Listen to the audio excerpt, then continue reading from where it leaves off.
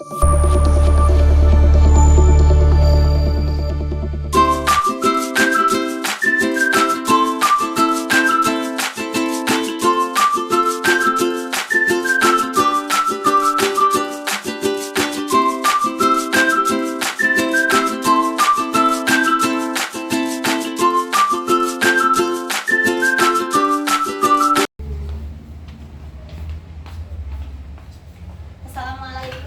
Ibu.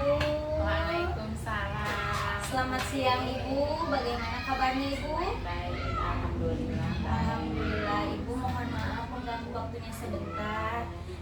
Di sini saya mendapat tugas demonstrasi kontekstual yaitu modul 3.1 pendidikan guru penggerak, yaitu mewawancarai kepala sekolah. Nah, salah satunya yaitu kepala sekolah saya sendiri, yaitu Ibu Aan SAG MPD. Apakah Ibu berkenan Ibu? Berkenan siap. Oh iya. Iya, terima kasih ya Ibu. Untuk pertanyaan yang pertama yaitu, selama ini bagaimana Ibu bisa mengidentifikasi kasus-kasus yang merupakan dilema etika atau bujukan moral Ibu? Baik, Neng. Alhamdulillah ya, di sini di SD Negeri Cudang kita ya, memang ada sih permasalahan. Maka dari itu yang pertama kita laksanakan atau selaku ibu laksanakan itu, yang pertama kita itu kan menganalisis peristiwa permasalahan yang ada di sekolah. Kemudian setelah dianalisis, diobservasi, kemudian kita melaksanakan identifikasi. Apakah betul itu termasuk misalnya dilema etika, rujukan moral. Jadi kita kelompokkan identifikasi, kemudian kita selesaikan permasalahan tersebut. Oh iya, terima kasih. Nah Ibu, selanjutnya bagaimana Ibu menjalankan pengambilan keputusan di sini, khususnya di sekolah ini, terutama untuk kasus-kasus di mana misalkan ada dua kepentingan yang sama-sama benar atau sama-sama mengandung nilai kebajikan Ibu? Biasanya yang terjadi di sekolah itu memang adalah dilema etika ya, terutama bagi para anak-anak didik kita. Sering, meskipun itu tidak seberapa, tapi menimbulkan permasalahan. Sementara anak tersebut mungkin juga ada yang anak tersebut misalnya padahal anak teh pandai, tapi ternyata dia suka melaksanakan kesalahan tersebut, dilema etika apa yang terjadi. Kemudian apabila terjadi setelah kita diidentifikasi ya, kelihatan dan ternyata anak tersebut terjadi dilema etika itu ya, bukan moral, maka kita berdiskusi dulu ya dengan guru kelas, melaksanakan klarifikasi ya kan. Mungkin kejadian itu dalam kelas, sering itu terjadi dalam kelas, klarifikasi dengan gurunya, guru dalam kelas. Memang ada kejadian seperti itu, anak kalau memang sudah dilaksanakan kemudian anak dipanggil ya, diberi pengarahan ya, diberi pemahaman, kemudian diberi nasihat. Dan apabila menjadi permasalahan yang sangat menjadi fatal, kemudian manggil orang tua. Memanggil orang tua, kedua orang tua dipanggil, diselesaikan secara bersama, diselesaikan secara kekeluargaan dengan baik-baik, dengan keluarga ini, dengan orang tua, dengan anaknya tersebut. Dan jika nanti apabila kita tidak dapat menyelesaikan kita dengan kedua orang tuanya, baru kita melapor juga ke komite sekolah, karena komite sekolah selaku pimpinan komite di sekolah kita, pimpinan dari orang tua gitu. Jadi mestinya harus tahu kejadian yang terjadi di sekolah itu. Jadi kita selalu komunikasi dengan komite sekolah, dengan orang tua, dan kita selesaikan dengan secara kekeluargaan yang tidak dapat menimbulkan kerugian salah satu pihak. Tapi kita bisa menjadi akur ya, bisa menjadi penengah begitu barangkali ya, penengah ya. Iya. Nah, untuk selanjutnya Ibu, apakah ada langkah-langkah atau prosedur seperti apa yang biasa Ibu lakukan selama ini menghadapi kasus tersebut? Langkah yang pertama, setelahnya tadi melaksanakan analisis ya, identifikasi permasalahan, kemudian kita diobservasi kegiatan tersebut, kemudian kita melaksanakan berkumpul dengan guru tersebut, wawancara, dengan anak dan guru dulu Iya, semua. iya. Kita bermusyawarah dengan guru-guru ya, Dianalisis itu dulu barangkali ya Bu dianalisis, ya. Iya. kemudian diklarifikasi ya. Iya. Klarifikasi permasalahan tersebut dengan guru-guru. Setelah itu kita melaporkan juga kepada orang tua supaya orang tua tidak melaksanakan anak orang tua itu tahu ya, harus tahu orang tua itu bahwa Titik anak permasalahan. tersebut ya titik permasalahan anak tersebut. Dan setelahnya kita mengadakan sosialisasi, kemudian kita berdiskusi dengan guru-guru, kemudian kita tentukan mengambil keputusan tersebut yang tadi dibacakan, keputusan secara kekeluargaan, Iya. tidak merugikan kita, tidak merugikan anak, tidak Siapapun begitu ya merugikan Bu ya. orang tua Iya. ya. Jadi semuanya tidak ada yang merugi, tapi akan menimbulkan suatu kebaikan dengan kebaikan tersebut. Iya, bagus sekali ya Bu ya. Untuk hal-hal apa yang selama ini mungkin dianggap Ibu efektif dalam pengambilan keputusan dari kasus-kasus dilema etika Bu? Permasalahan yang lebih efektif itu secara secepatnya kita bermusyawarah. Iya. Itu bermusyawarah dengan semua personal yang ada di sekolah supaya Iya. tahu, kemudian dengan orang tua juga dan Iya, komite. betul. Ya, solusinya itu yang lebih efektif ya. Iya. Kan kalau kita melapor atau nanti kedengaran juga dengan pihak ketiga kan akan lebih bermasalah. Ribet ya, Bu, ya. Iya, bermasalah lagi. Jadi kita harus saling menjaga nama baik juga kan, Iya, nama baik betul sekali, sekolah. Bu. Tapi kalau komite memang harus tahu, komite orang tua sama kita selaku personal sekolah. Nah Ibu, untuk apakah ada selama ini yang menurut Ibu ada tantangan dalam pengambilan keputusan pada kasus dilema ini Bu? Iya, memang ada. Kadang-kadang ada kan, tidak semuanya. Pasti ada ya, Bu, ya? Ada. Iya. Apabila kejadian tersebut, kadang orang tua itu tidak menerima. Oh iya. Orang tua tidak menerima bahwa anaknya itu bersalah Iya. atau melaksanakan dilema etika Iya. tersebut.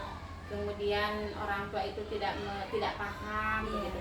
Tapi setelahnya dipanggil orang tua tersebut, dikasih pengarahan, Iya. dikasih Penjelasan. penjelasan. Iya.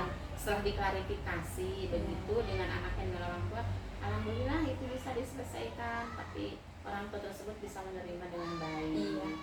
Berarti tantangannya ada pada orang tua itu sendiri ya Bu ya. Iya. Yang tidak menerima dan tidak percaya bahwa anak tersebut Kadang-kala di Iya. rumah ya Bu. Iya, begitu. Kadang-kadang di rumah baik, di sekolah begitu. begitu. Iya, ini berbeda ya Bu ya. Iya, begitu.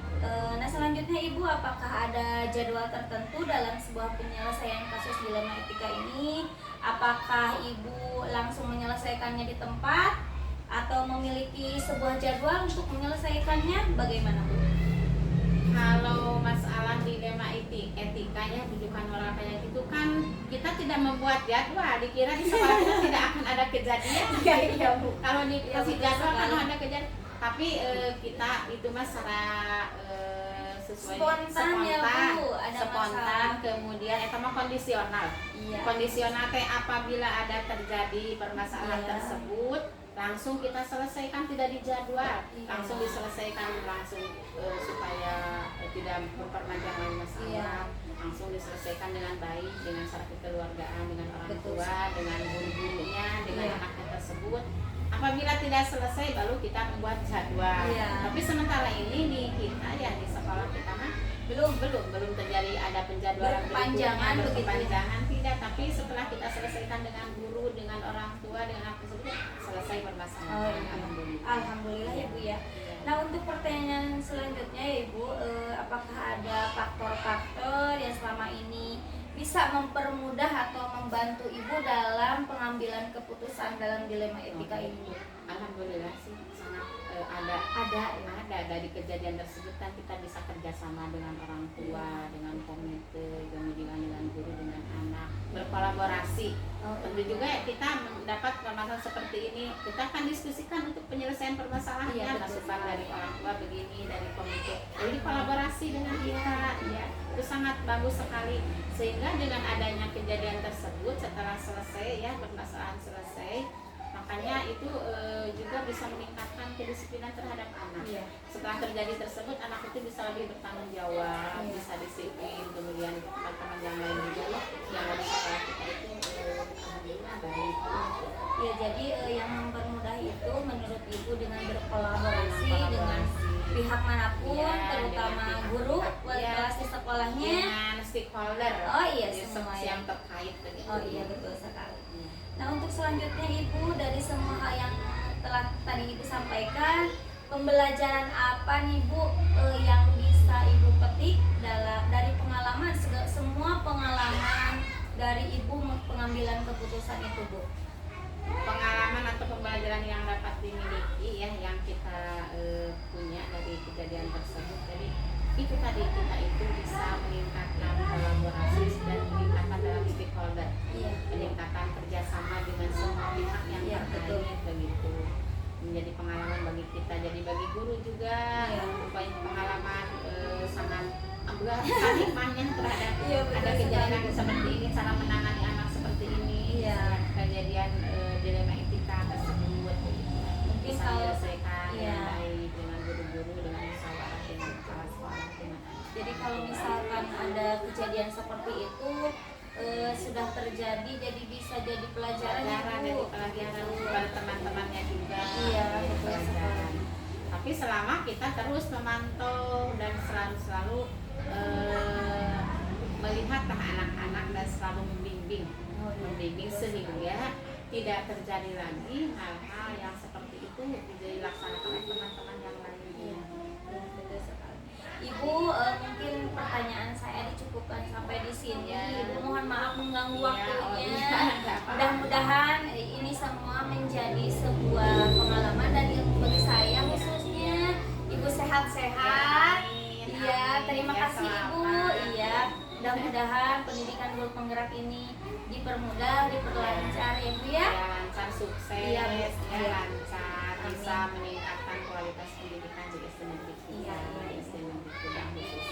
Terima kasih Ibu. Assalamualaikum. Waalaikumsalam. Iya.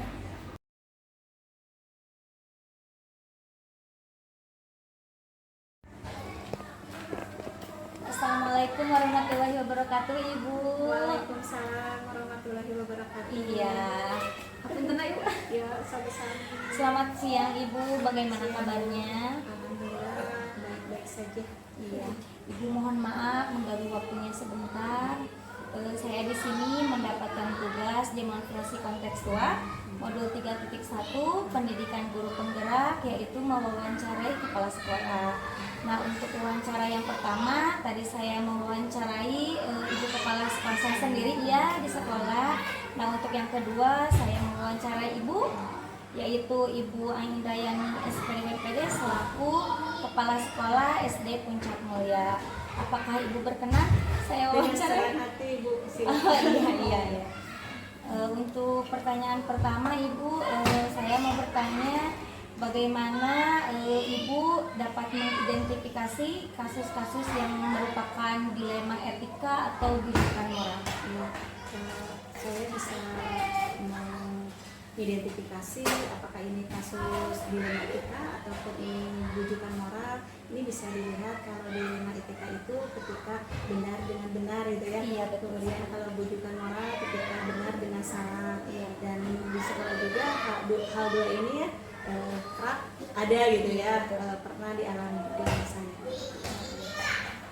Selama ini Ibu bagaimana Ibu menjalankan pengambilan keputusan di sekolah Ibu, terutama untuk kasus-kasus di mana misalkan ada dua kepentingan yang sama-sama benar atau sama-sama mengandung nilai kebajikan? Pertama yang saya lakukan adalah dianalisis dulu apakah ini apa saja nilai yang bertentangannya. Nah, ini juga dengan pengalaman yang saya hadapi ini terkait ada siswa di mana siswa ini jarang masuk sekolah, tapi siswa ini berprestasi ya dalam segi olahraga. Nah, ini caranya bagaimana beliau agar bisa tetap naik kelas gitu ya, dimana beliau jarang sekolah gitu ya. Nah, ini dengan cara saya dianalisis dulu. Ini nilai keadilan, kemudian nilai kasihannya gitu kan. Nah, kemudian selanjutnya saya juga diidentifikasi dulu siapa saja yang terlibat di dalamnya.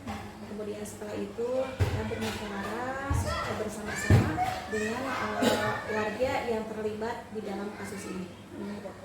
Jadi yang pertama Ibu menganalisis dulu, kemudian diidentifikasi dan yang terakhir dimusyawarahkan.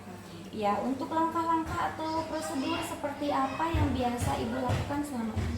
Ya, yang pertama tadi dianalisis, kemudian selanjutnya diidentifikasi, kemudian dikumpulkan fakta-faktanya, kemudian dicatat juga siapa yang terlibat di dalamnya, barulah kita musyawarah. Kemudian hal apa yang menurut Ibu paling efektif dalam pengambilan keputusan dari kasus dilema etika itu? Pertama yang harus kita lakukan adalah sabar, kemudian kita juga harus bijak gitu ya. Dan selanjutnya yang ketiga adalah kita harus bertanggung jawab dengan apa keputusan yang telah kita sepakati itu. Betul sekali ya Bu ya, dengan sabar, dengan kita bijak, dengan tanggung jawab seperti itu ya Bu ya. Iya, kemudian hal apa saja yang selama ini yang merupakan tantangan dalam pengambilan keputusan dari kasus dilema etika itu? Kalau mungkin tantangannya itu ketika tidak ada sinergisitas gitu ya, tidak ada kolaborasi yang kuat gitu di dalam warga sekolah. Tapi alhamdulillah ya hal itu bisa tercipta dengan baik sebenarnya ya. Kolaborasi di sini sangat baik, ada orang tua, kemudian ada juga komite sekolah, ada juga POM gitu ya. Terlebih lagi guru di sini alhamdulillah solid. Iya betul sekali. Karena dengan kolaborasi segala sesuatu bisa tercapai ya Bu ya. Betul sekali.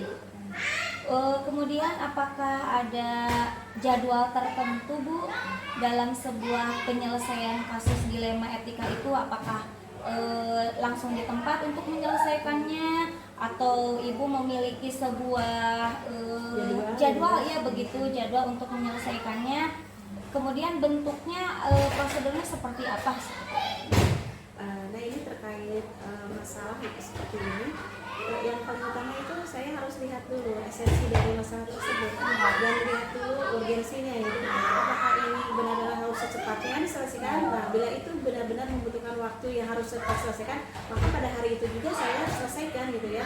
Kemudian selanjutnya jika misalkan masalah ini bisa dijadwalkan, maka kita jadwalkan seperti itu.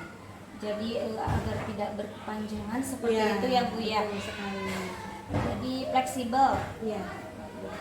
Nah untuk pertanyaan selanjutnya, apakah ada seseorang atau ada faktor-faktor yang selama ini yang mempermudah atau membantu Ibu dalam pengambilan keputusan? Iya.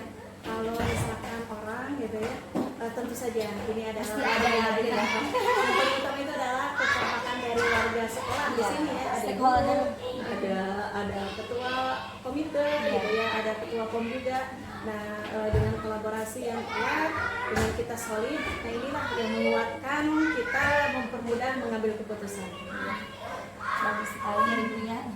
Dari semua hal yang Ibu sampaikan tadi, mungkin adakah pembelajaran yang bisa Ibu petik dari pengalaman pengambilan keputusan dilema etika ini? Pengalamannya adalah kuncinya tadi ya, sabar gitu ya. Kemudian kita juga mengambil keputusan itu jangan tergesa-gesa, jangan dalam kondisi emosi atau panas, tapi harus dengan tenang hati. Dan yang terakhir adalah tanggung jawab gitu ya. Agar segala sesuatu bisa diselesaikan seperti itu ya Bu ya. Betul sekali. Ibu, mungkin pertanyaan dari saya dicukupkan sampai di sini. Mohon maaf sudah mengganggu waktunya Ibu. Mudah-mudahan Ibu ini juga lancar gitu Ya, ya. amin, Ibu. CGP-nya lulus, kemudian tetap semangat Ya, semangat Bu. Ya Ibu, terima kasih sekali lagi Ibu. Assalamualaikum warahmatullahi wabarakatuh. Waalaikumsalam warahmatullahi wabarakatuh.